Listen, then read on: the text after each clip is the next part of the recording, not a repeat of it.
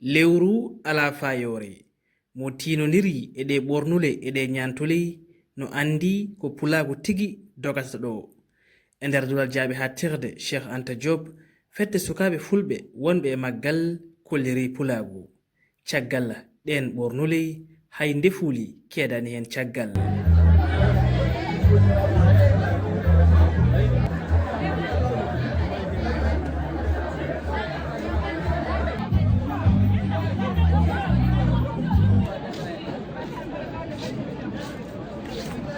ko yiya e ko waɗa e nde ñalde ko hunde nde goto e mawɓe kudde weltori garnoɗo tawtorede nde ñalde. hande fedde mef holliri ndefuuli kewɗi so tawi ko haalde gonga min beltima no feewi saabu ndefuuli ɗi e welde ko gardiɗo kuddu heeɓi nde yande ko hunde fayodinde sanni saabu ina hani tugnuɗen e fina tawa men ko ɗum saabi gila rawane sukaɓe ɓe kolliri fina tawa e inɗe pelle ɗiɗi gonɗe ɗo e nder duɗal ngal gam andude ko woni e nder Sénégal. Que nous rencontrons au niveau du Sénégal. holko woni fandare maɓɓe e ngol hollirgol Jinda Diallo ina jaabo sabu hayso tawi heɓe nguuri handi kono ɓe jejjitani hanki maɓɓe. weltare ha ala to haaji andi pulago fof weltima ɓiɗɗo pula fof weltima fina tawa pulago culture pulago ɗo e nder université Cheikh Anta Diop minen fof min beltima plus min mbiya yimɓeɓe jinnaɓe ko ɗo min goni Dakar ɗo min goni université Cheikh Anta Diop kono min jejjitani tomin ummi to min jejjitani tomin komin goni ko min jejjitani komin nihira ko pulago fina tawa fulɓe ñiiri wona hanki meɗen min gaddi ɗo e nder université pour hollirde ɓe hayso ko tawi ɗo min goni min jejjitta tawi ha abadan min jejjita ko min goni ko. ɓatakeji e jertino waju fof jiyama e nde ñalde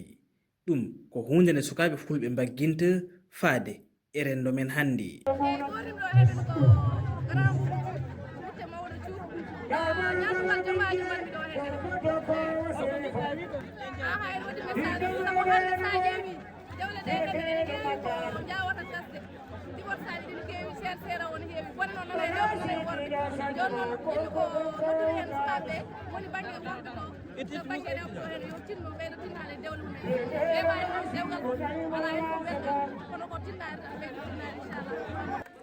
Pulagu